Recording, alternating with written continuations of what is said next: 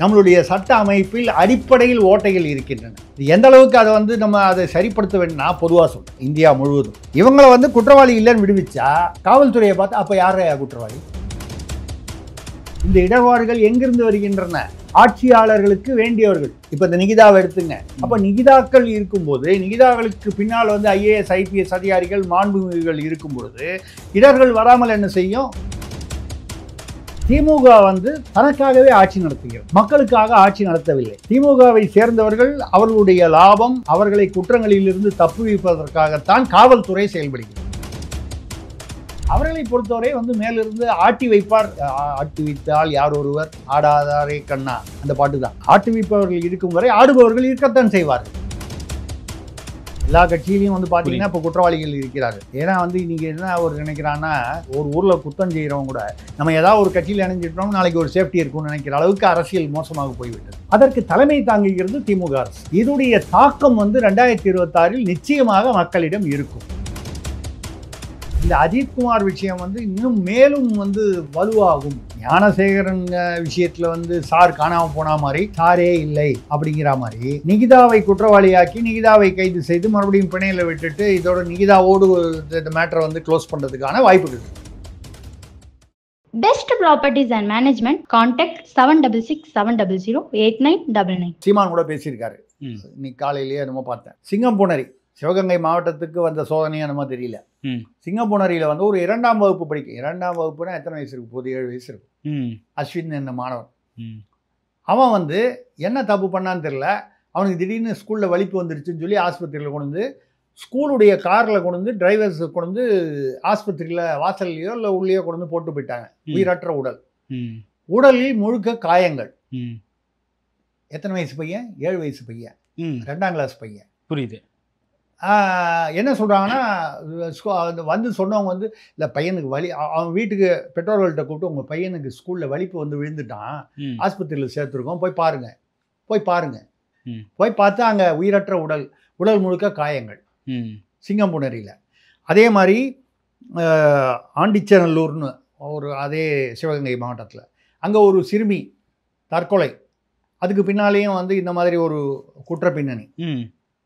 அப்போது நீங்கள் நினச்சி பாருங்கள், ஒரு 29 வயசு காவலாளி அஜித்குமார், அவர் தவறு பண்ணார், நகையை திருடிட்டார் அப்படின்னு சொல்லப்படுகிறது.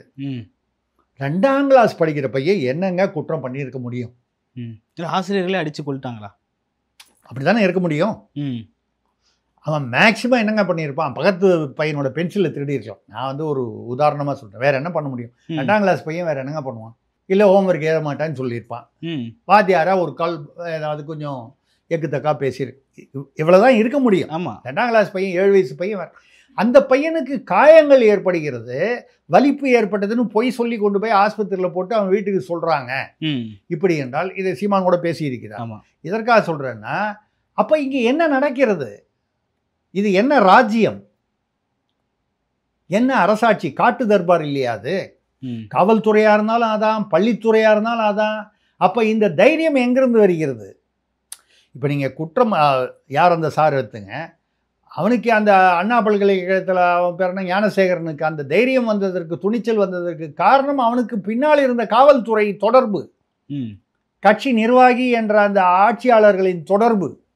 அதுதானே அவனை வந்து அந்த தப்பு திரும்ப அவன் பேரில் 19 குற்ற வழக்குகள் இருந்ததுன்னா 20வது முறையும் அந்த குற்றத்தை செய்கிறான், இல்லை அதே மாதிரி ஒரு குற்றத்தை செய்கிறான் அப்படின்னு சொன்னால் அவனுக்கு அந்த துணிச்சல் எங்கிருந்து வரும்? அவனுக்கு பின்னணி இருந்தாதான். தொழில் முறையில் அவன் குற்றவாளியாக இருந்தால் நார்மல் காவல்துறையில் யாருடைய இன்ஃப்ளூயன்ஸும் இல்லாமல் அவனுக்கு அடித்து தூக்கி உள்ள, அதாவது அவனுக்கு தண்டனை வாங்கி கொடுத்திருப்பார்கள். எத்தனையோ இடத்துல இந்த வழிப்பறி திருடர்கள் இவரெல்லாம் இருப்பாங்க, அரசியல் தொடர்பு இல்லாதவர்கள்.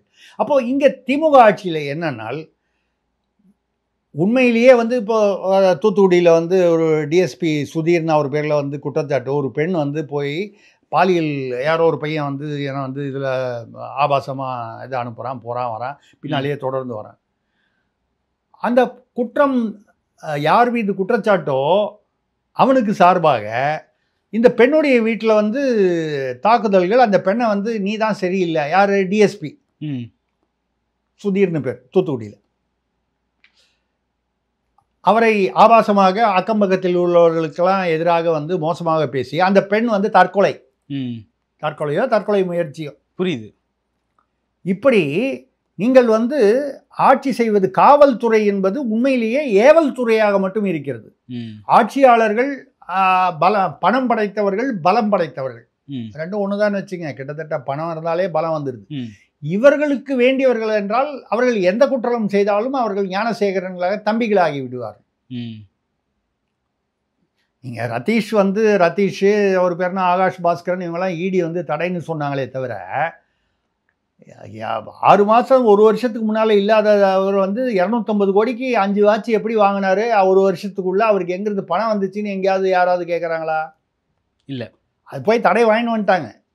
அது நீங்கள் டெக்னிக்கலாக வாங்கிட்டு வந்துட்டீங்க. நான் வந்து அதை குறை சொல்லலை. வாங்கிட்டீங்க, மறுபடியும் அந்த தடை நீக்கப்படலாம், தெரியாது. ஆனால் தார்மீக ரீதியாக ஒரு கேள்வி வருது இல்லையா? 1 வருஷம் முன்னால் சாதாரணமாக மிடில் கிளாஸாக இருந்தவன் திடீர்னு வந்து 250 கோடி ரூபாய்க்கு வாட்சி வாங்கினான். அதுவும் அவனே வந்து இன்ஸ்டாலில் போட்டுக்கிட்டு நான் வந்து 53 கோடி ரூபா அந்த வாட்சி, இது 47 கோடின்னு போட்டுக்கிறான்னா இவனுக்கு எங்கேருந்து பணம் வந்தது? இதை வந்து ஈடி தான் கேட்கணுங்கிறது இல்லை, இங்கே இருக்கிறவங்க கேட்க முடியாதா? அப்போ இங்கே இருக்கிறவங்க ஏன் கேட்கலன்னா இவங்களுக்கு தெரிந்து இவர்களோடு தொடர்புள்ளவர்கள் தான் அப்படின்பது சாதாரண ஒரு யூகம் தானே. புரியுது. இப்படி நீங்கள் எல்லா இடத்துலையும் வந்து இப்போ கூட பார்த்தீங்கன்னா வேங்கை வயலில் வந்து நடந்த மாதிரியே நல்ல மன்னார் கோட்டை அப்படின்னு ஒரு இடத்துல குடிதண்ணீரில் வந்து மனித மலம் வந்து அந்த குடிதண்ணீர் தொட்டியில் வந்து நல்ல வேளை அந்த தொட்டி வந்து இன்னும் கனெக்ட் பண்ணல. 90% வேலை தான் முடிஞ்சிருக்கு. 10% இன்னும் வேலை பண்ணுறதுக்கு முன்னாடியே கனெக்ட் பண்ணுறதுக்கு முன்னாலேயே மனித மலம் அங்கே போய் எப்படிங்க வந்து ஒரு ஆள் இருக்க முடியும்? இப்போ கொண்டு போய் வீசப்பட்டது தான். வேங்கை வயல்லையே வந்து யார் வந்து அப்படி வந்து இருக்குன்னு சொல்லி அதை கொண்டு போய் கம்ப்ளைண்ட் பண்ணானோ 3 வருஷம் 4 வருஷம் விசாரிக்கிறேன்னு சொல்லி கடைசியில் அவங்களே அரெஸ்ட் பண்ணி அவன் தான் அந்த குற்றவாளின்ட்டாங்க. சிபிசிஐடி சொன்னது. ஆமாம், சிபிசிஐடி மட்டும் என்ன, அவங்களும் வந்து ஆட்சியாளர்களுடைய அதிகாரத்துக்கு கட்டுப்பட்டவர்கள் தானே. அதில் என்ன பெரிய வித்தியாசம்? பேர் தான் வெளியில் சிபிசிஐடி. நான் வந்து அவர்களை குறையாக சொல்லவில்லை. ஆட்சியாளர்கள் அழுத்தம் கொடுத்தால் ஒரு எஸ்பியே வந்து கேட்கணும் அப்படிங்கிற ஒரு கட்டாயம் இருக்கும் பொழுது அதற்கு கீழே ஒரு ஐஓ இன்வெஸ்டிகேஷன் ஆஃபீஸர் வந்து கேட்கலன்னா அவனை தூக்கி எங்கேயோ போட போகிறாங்க. புரியுது. அதனால் வந்து அதை நியாயப்படுத்தலை. பட் அவர்களுடைய அழுத்தம் வந்து அவருக்கு கொடுக்கப்படும் அழுத்தம் வந்து தாங்க முடியாத அழுத்தமாக இருக்கும் பணி ரீதியாக. அந்த வகையில் அப்போ அதான் மறுபடியும் எய்தவன் இருக்க அம்பை நோவதே, அவன் வெறும் அம்பு தானே. அப்படி நான் இப்போ கூட பார்த்தீங்கன்னா இவர்கள் வந்து இதில் வந்து சொல்கிறதில்ல தமாஷான. நான் எதுக்கு அந்த சிவகிரி சொன்னேன்னா இப்போ கள்ளக்குறிச்சியில் அந்த சிவகிரிக்காரங்களை பிடிச்சிட்டாங்க. அந்த சிவகிரியில் குற்றம் செய்தவர்கள் பிடிச்சிட்டாங்க. அதில் வந்து ஏற்கனவே ஒரு 6 அவர்கள் குற்றம் செய்தார்கள் என்பது வெளிவந்திருக்கிறது. அந்த குற்றங்களுக்காக வேற யாரையோ நிரபராதிகளை அநேகமாக நிரபராதிகளாக இருக்கக்கூடியவர்களை குற்றவாளிகள் என்று கணக்கு காண்பித்ததும் வெளியே வந்துருச்சு. ஆனால் அப்படியே அமுங்கி போச்சு. அதுக்கப்புறம் வந்து இல்லை, நம்மளுடைய நீதித்துறையில் என்ன சிஸ்டம்னா அது வந்து ஒரு குறைபாடுன்னு கூட நான் சொல்லுவேன். இந்த வழக்கு வந்துச்சுன்னா இது என்ன அப்படிங்கிறத பார்த்து இவர் குற்றவாளியா இல்லையா அதோட அவங்க வேலை முடிஞ்சு போச்சு. குற்றவாளி இல்லைன்னு முடிவு பண்ணலாம், இல்லை குற்றம் நிரூபணமாகவில்லைன்னு முடிவு பண்ணலாம், எப்படி வேணா இருக்கலாம். ரைட்டு. அதாவது ஒரு குற்றவாளி விடுவிக்கப்படலாம், ஆனால் ஒரு நிரபராதி தண்டிக்கப்படவிடக்கூடாது, நியாயம். ஆனால் இப்போ ஒரு தாகிருஷ்ணன் கொலை வழக்கோ இல்லை அது மாதிரி ஒரு உதாரணம் எடுத்துக்கிட்டிங்கன்னா, ஐயா இவருக்கு கொலை பண்ணல விட்டுட்டீங்க, யார் ஐயா கொலை பண்ணாங்க? இதை நீதிமன்றம் ஃபாலோ பண்ணுமானா அது இல்லை. வழக்காக யாராவது எடுத்துகிட்டு போனால் தான் ஃபாலோ பண்ணும், இல்லைன்னா நீதிமன்றத்துக்கு அந்த பொறுப்பு இல்லை. நம்மளுடைய சட்ட அமைப்பில் அடிப்படையில் ஓட்டைகள் இருக்கின்றன. இது எந்த அளவுக்கு அதை வந்து நம்ம அதை சரிப்படுத்த வேணும்னா பொதுவாக சொல்கிறேன், இந்தியா முழுவதும் இந்தியாவிற்கான என்னன்னா இவங்களை வந்து குற்றவாளி இல்லைன்னு விடுவிச்சா காவல்துறையை பார்த்து அப்போ யார் குற்றவாளி, உண்மையான குற்றவாளி யார் கண்டுபிடி. 3 மாதம் டைம் எடுத்துக்க, 6 மாதம் டைம் எடுத்துக்க, கண்டுபிடிக்கலன்னா அந்த ஐஓஓ அந்த டிஎஸ்பியோ அந்த எஸ்பி அவன் மேலே துறை ரீதியான நடவடிக்கை எடு. இப்படிங்கிற அந்த கோர்ட் ஃபாலோ இருந்ததுனால் சில குற்றங்கள் வந்து அந்த விகிதங்கள் குறையலாம். இங்கே வந்து இந்த கள்ளக்குறிச்சி அதான் இப்போ சொன்னேன், அந்த சிவகிரியில் பிடிச்சாங்க ஒரு 6-7 சம்பவங்களுக்கு காரணமானவர்கள் பிடிச்சி அவர்களை பிடிச்சிருக்காங்களா? கள்ளக்குறிச்சியில் சங்கராபுரத்தில் நேர்த்திக்கு 200 பவுன் ஒரு வீட்டில் வந்து தாக்குதல் நடத்தி கொலை முயற்சி செய்து கொள்ளைக்காரர்கள். அப்போ அந்த சிவகிரியில் பிடிபட்ட கொள்ளைக்காரர்கள் இல்லை, அவர்கள் சிறையில் இருக்கிறார்கள். ம். அதுக்கு முன்னால் நீங்கள் வந்து 6 இடத்துல நடந்ததாக சொல்லப்படுபவர்களும் சிறையில் இருக்கிறார்கள். ம். அப்போ இது யாரோ ஒரு புது செட்டு. ம். அதே ஆட்கள் அங்கேருந்து ஒரு சில கிலோமீட்டர் தள்ளி பாக்கம்னு ஒரு இடம், அந்த வீட்டில் போய் கதவை தட்டி அந்த விவசாயி வீட்டுக்குள்ளே 3 கதவை உடச்சிட்டு உள்ளே போயிருக்காங்க. அந்த விவசாயி என்ன பண்ணார், ஊன்னு ஒரே சத்தம் போட்டார். அதுக்குள்ளே ஊர் கூட்டிடுச்சு, அவங்க ஓடி போயிட்டாங்க. அநேகமாக இந்த சங்கராபுரத்தில் யார் செய்தார்களோ அவர்களே அங்கே பாக்கம், ஏன்னா அது சில மணி நேரங்கள் பொறுத்து நடந்ததுனால நடந்திருக்கும்னு எதிர்பார்க்குறேன். புரியுது. ஆக இது ஏதோ ஒரே ஒரு கொள்ளை கூட்டம், அதை நாங்கள் பிடிச்சிட்டோன்னு இல்லை, கொள்ளை கூட்டங்களாக வந்து இருக்கு. அப்போ நீங்கள் வந்து என்ன காவல்துறையின் லட்சணம் என்ன? இல்லையா தமிழ்நாட்டில் இவ்வளோ கொள்ளைக்காரன் திடீர்னு வந்து அதிகமாயிட்டானா? புள்ளி விவரங்களை வந்து பார்த்தா இவ்வளவு பேர் கொள்ளைக்காரனாக அதிகமாகி விட்டானா? இதில் வந்து இப்போ இந்த மாணவிகளுக்கு எதிராக ஒரு நுங்கம்பாக்கத்தில் வந்து ஒரு 8 வயது சிறுமிக்கு எதிராக ஒரு எஸ்ஐ வந்து ஊசி போட்டு, மயக்க ஊசி போட்டு, ஆயுதப்படை எஸ்ஐ அவர் மயக்க ஊசி போட்டு பாலியல் வன்முறை செய்திருக்காரு. இதெல்லாம் அவர் மாட்டியிருக்காரு, பிரச்சனை வந்துருக்கு. நிறைய இடத்துல நடக்குது. உதாரணங்கள் தான் சொல்கிறோம். துணை முதல்வர் உதயநிதி சொல்கிறாரு, எத்தனை இடர்கள் வந்தாலும் பெண்கள் படிக்க வேண்டும். நமக்கு என்ன பின்னணியில் சொல்கிறாருன்னு தெரியல. பாலியல் வன்முறை நடந்தாலும் சரி, கொலையே நடந்தாலும் சரி, நீங்கள் படிக்க வேண்டும்னு சொன்னால் படிக்க வேண்டும் என்பதை நம்ம வந்து அதில் ஒன்றும் மாற்று கருத்து இல்லை. பெண்கள் வந்து படிப்பது என்பது ஒரு குடும்பமே படிப்பதற்கான ஒரு அடையாளம், ஒரு வழி. ஒரு ஆண் படித்தால் இந்த ஆண் மட்டும்தான் படிக்கிறான். ஒரு பெண் படித்தால் படித்து அவர்கள் வேலைக்கோ இல்லை ஒரு முறையான தொழில் செய்கிறார்கள் என்றால் அந்த குடும்பமே வந்து முன்னேறுவதற்கான, ஏன்னா அந்த பெண் என்பவள் ஒரு தாயும் கூட. அந்த வகையில் நீங்கள் அந்த அர்த்தத்தில் சொன்னால் பரவாயில்ல.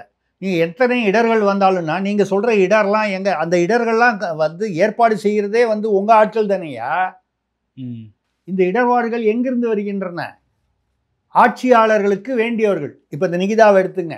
நீங்கள் நிகிதாவை ஆரம்பிச்சிங்க, நான் நிகிதாவில் முடிக்கிறேன். அப்போ நிகிதாக்கள் இருக்கும்போது, நிகிதாக்களுக்கு பின்னால் வந்து ஐஏஎஸ் ஐபிஎஸ் அதிகாரிகள் மாண்புமிகுகள் இருக்கும் பொழுது இடர்கள் வராமல் என்ன செய்யும்? அப்புறம் இடர்கள் வந்தாலும் படிக்கணும்னு சொல்லி நீங்களே பிள்ளையும் கிள்ளி விட்டுருவீங்க, நீங்களே தோட்டலையும் ஆட்டுவீங்களா? இது அநியாயம் இல்லையா? அது கூட சொல்கிறாரு, அண்ணன் துரைமுருகன் கூட சொல்லியிருக்காரு. அவர் துணை முதல்வர் உதயநிதிக்கு வந்து நல்ல ஞாபக சக்தின்னு. அந்த ஞாபக சக்தியில் 25 கஸ்டடி மரணங்கள் நடந்ததுங்கிறது ஞாபகம் இருக்கா அவருக்கு? இது 26ஆவதுன்னு 25ஓ 26ஓ. ஆக திமுக வந்து தனக்காகவே ஆட்சி நடத்துகிறது, மக்களுக்காக ஆட்சி நடத்தவில்லை. திமுகவை சேர்ந்தவர்கள் அவர்களுடைய லாபம், அவர்களை குற்றங்களிலிருந்து தப்புவிப்பதற்காகத்தான் காவல்துறை செயல்படுகிறது. நான் இதில் காவல்துறையை வந்து நம்ம வந்து பிளேம் பண்ணுறதுல அர்த்தமே இல்லை. அதனால் அவர்கள் வந்து அதை நான் நியாயப்படுத்தலை. புரியுது. அவர்களை பொறுத்தவரை வந்து மேலிருந்து ஆட்டி வைப்பார். ஆட்டி வைத்தால் யார் ஒருவர் ஆடாதாரே கண்ணா, அவ்வளோதான், அந்த பாட்டு தான். ஆட்டுவிப்பவர்கள் இருக்கும் வரை ஆடுபவர்கள் இருக்கத்தான் செய்வார்கள். புரியுது. அப்போது அந்த அளவுக்கு வந்து தமிழ்நாடு காவல்துறையை ஏவல் துறையாக்கிய பெருமை திமுகவை சாரும். இதனால் வந்து அதிமுக ஆட்சியில் வந்து தேனும் பாலும் வந்து ஓடியது ஊறியதுன்னு நான் சொல்லலை. எல்லாமே ஒப்புமையில் தான் சொல்ல முடியும். நீங்கள் சொல்கிறீங்கல்ல, போன வருஷத்தை விட இந்த வருஷம் நாங்கள் வந்து இது அதிகமாக இருக்குன்னு. என்ன அதிகமாக இருக்குது? கடன் தான் அதிகமாக இருக்குது. 9 லட்சம் ஆயிடுச்சு, 10 லட்சத்தை தொட போகுது. கல்வியில் வந்து பள்ளி கல்வியில் வந்து தமிழ்நாடு வந்து ஒரு ஆய்வில் வந்து பஞ்சாபு டெல்லியெலாம் முதல் 2வது இடத்துல இருக்குது, தமிழ்நாடு 16வது இடத்துல இருக்குது. பெருமையாக சொல்லிப்பீங்களா? நாங்கள் 8லேருந்து 16 இடத்துக்கு போயிட்டோம், அடுத்தது 22க்கு போய் தமிழ்நாட்டை பெருமைப்படுத்துவோம்னு. அதாவது நீங்கள் தமிழ்நாட்டை பின்னோக்கி தள்ளுவதுடன் இதில் வந்து அதாவது மக்களை நிம்மதியாக இருக்க விடவில்லை. அதுதான் முக்கியம். நான் என்ன சொல்கிறேன், முதல்ல வந்து படிப்பெல்லாம் கூட அப்புறம், கல்வியில் முதல்ல வர்றது வேணான்னு சொல்லலை, அதெல்லாம் முக்கியம். முதலில் மக்கள் நிம்மதியாக அவரவர் வாழ்க்கையை, அது எந்த அளவில் எளியவர்கள் வாழ்க்கையாக இருந்தாலும் அவனை வந்து பாமரனாகவே இருக்க விடுங்கள், அப்பாவிகளை அப்பாவிகளாகவே இருக்க விடுங்கள். அப்பாவிகளை வந்து அஜித்குமார்களாக ஆக்கிவிட்டு எல்லாம் லட்சம் கோடியிலையும் ஆயிரக்கணக்கான கோடிகளையும் கொள்ளை அடிக்கிறவன்லாம் வந்து அந்த கொள்ளையை வந்து அவன் உச்ச நீதிமன்றத்துக்கு போய் வந்து தடை வாங்கிட்டு வடை கொடுத்து விட்டு தடையை வாங்கி விட்டு வருகிறார்கள். என்ன வடை? மசால் வடையை கொடுத்து விட்டு எலியை பிடித்து விடுகிறார்கள். அப்படின்னா உங்களுக்கு புரியணும். அப்போது அது நீங்கள் செய்ய வேண்டியதை செய்து தப்பித்து விடுகிறீர்கள். கொலைகாரர்கள் தப்பித்து விடுகிறார்கள், கொள்ளைக்காரர்கள் தப்பித்து விடுகிறார்கள். அரசியல்வாதிகள் இது சொல்லும்போது அதுலேயே அந்த லிஸ்ட்டில் வந்துடும். ம் தப்பித்து விடுகிறார்கள். நான் வந்து கட்சி பேதம் இல்லாமல் சொல்கிறேன். ம் எல்லா கட்சியிலையும் வந்து பார்த்தீங்கன்னா இப்போ குற்றவாளிகள் இருக்கிறார்கள். ஏன்னா வந்து நீங்கள் என்ன ஒரு நினைக்கிறான்னா, ஒரு ஊரில் குத்தம் செய்கிறவங்க கூட நம்ம ஏதாவது ஒரு கட்சியில் இணைஞ்சிட்டோம் நாளைக்கு ஒரு சேஃப்டி இருக்கும்னு நினைக்கிற அளவுக்கு அரசியல் மோசமாக போய்விட்டது. ம் அதற்கு தலைமை தாங்குகிறது திமுக அரசு. ம் இதுதான் என்னுடைய கருத்து. புரியுது. இதோடைய தாக்கம் வந்து 2026 நிச்சயமாக மக்களிடம் இருக்கும். இந்த அஜித்குமார் விஷயம் வந்து இன்னும் மேலும் வந்து வலுவாகும். ம் ஏன்னா பட் அதே சமயத்தில் வலுவாகும் நம்ம எதிர்பார்க்குறோம். ஞானசேகரன் விஷயத்தில் வந்து சார் காணாமல் போன மாதிரி சாரே இல்லை அப்படிங்கிற மாதிரி நிகிதாவை குற்றவாளியாக்கி நிகிதாவை கைது செய்து மறுபடியும் பிணையில் விட்டுட்டு இதோட நிகிதாவோடு இந்த மேட்டரை வந்து க்ளோஸ் பண்ணுறதுக்கான வாய்ப்புகள் இருக்குது. ம் புரியுது. டாக்டர் நிகிதா இந்த மாதிரி பெரிய விஷயங்கள் அரசியல் வந்து தன்னுடைய நலன் அப்படின்னு வரும்பொழுது யாரையாவது ஒருவரை பலிகடா ஆக்கித்தான் ஆக வேண்டும். இது அரசியல் மரபு. ம் அந்த வகையில் டாக்டர் நிகிதா வந்து அவர்கள் தான் வந்து அங்கே ஏதோ அப்படி செஞ்சுட்டாங்க இப்படி செஞ்சுட்டாங்க அப்படின்னு சொல்லி ஒரு கைது பண்ணால் என்ன ஒரு 15 நாளில் 10 நாள்லேயே பெயிலில் வந்துட போகிறாங்க. ஏற்கனவே 8 கேஸில் பெயிலில் வந்திருக்காங்க. ஆமாம். 9வது கேஸில் வந்தால் தான் என்ன ஆகிட போகுது. ம் அதோடு வந்து அஜித்குமார் வழக்கை மூடி மறைப்பதற்கான இது நடக்கும். சிபிஐ அடுத்த 5 வருடங்களுக்கு விசாரித்து கொண்டிருக்கும். ம் இதுதான் நடக்கக்கூடிய ஒரு விஷயம். நடப்பு கால அரசியல் குறித்து வாய்ச்சதுக்கு நன்றி. மற்றும் ஒரு காலம் சந்திப்போம். நன்றிங்க சார். நன்றி, வணக்கம்.